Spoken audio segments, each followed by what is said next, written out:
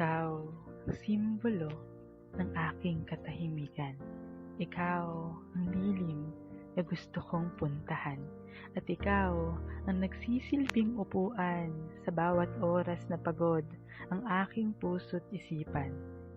Masaya ang aking mga mata sa tuwing tanaw kita.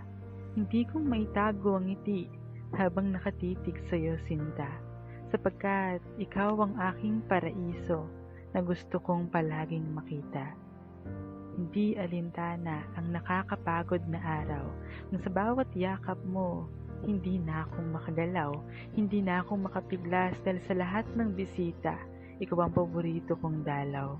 At kontento na ako na mayroon akong ikaw. Hindi man ganun kadalas na kasama kita, hindi man natin napuntahan agad yung pinapangarap nating dalawa, pero masaya na ako sa bawat segundo at minutong ramdam ko ang iyong presensya.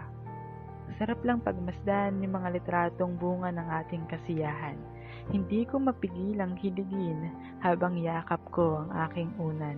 Marahil hindi man ganun katagal yung oras na nailaan, pero sulit yung pagkakataon na ating pinagsaluhan. Alam mo, sa mga oras na to, napakarami kong sana. Na sana ako pa rin. Sana ikaw pa din. Sana hindi mabitin yung pagmamahal na nabuo natin. Sana kahit malayo, walang magbabago. Sana mayroon pa rin ikaw at ako hanggang dulo. Kahit may dumating mang bago na siyang magiging pagsubok sa ating kwento. Mga sana na gusto kong matupad, sapagkat nasanay na ako na ikaw ang aking dahilan ng pag-usad. Ikaw yung pahinga na ayoko nang matapos pa. Ikaw ang sentro ng pag-asa na patuloy kong binibigyang halaga.